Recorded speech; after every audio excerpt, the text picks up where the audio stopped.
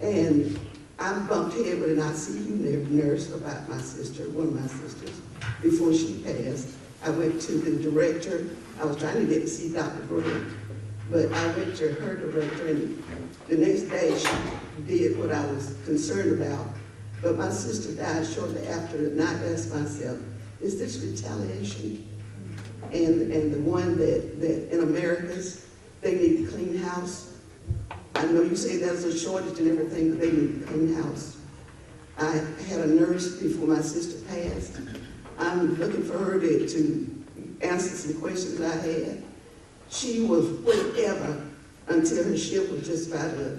So I'm getting the answers from the CNA. That shouldn't be. And that's in Americas. I don't know the CEO there. I think he's a black man, but anyway, I've never met him. But y'all need to tighten up a little bit if you don't mind. Okay.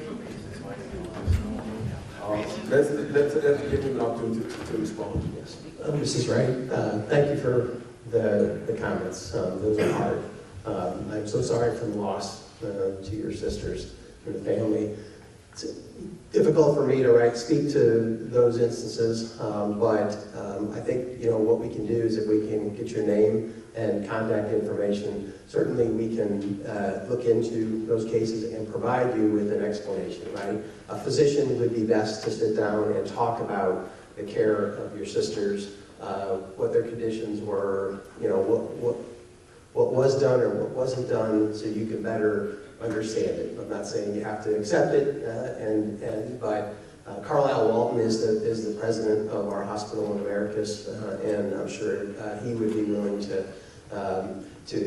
meet with you as well. He is a good leader.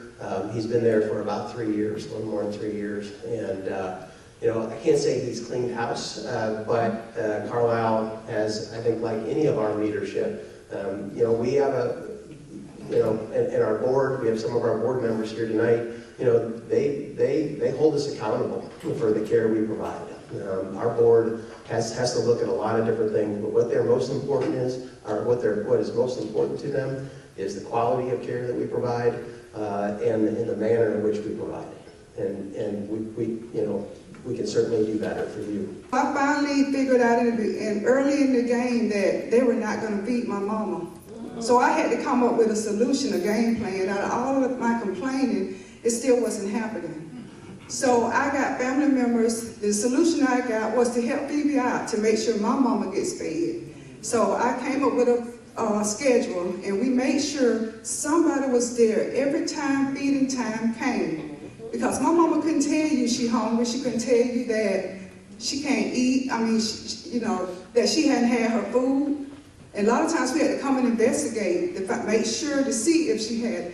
But one last time I remember, that was like the straw. I got there and she hadn't been fed, and they said the kitchen closed. They can't even set nothing up.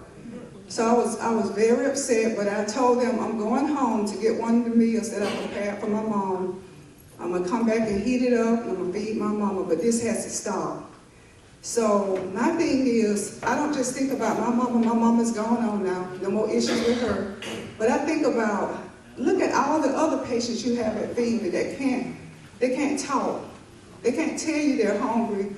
What is the game plan for them? Do you have something in place? Have you ever heard any of my complaints?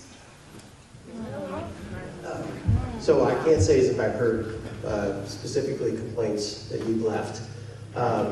But what you're describing is not okay, right? That wouldn't be okay for anyone, no matter if it was for their mom, their dad, whoever it is, right? That's our job, is to take care of each and every one of our patients in a unique way that speaks to their specific situation, because every one of them is different.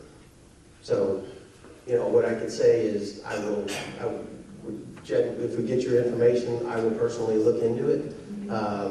But that's not okay. You're not going to hear me defend that. That's not okay. We can absolutely do better. We have to do better. Right? Your mom and you and your family deserve better. I'm sorry for that.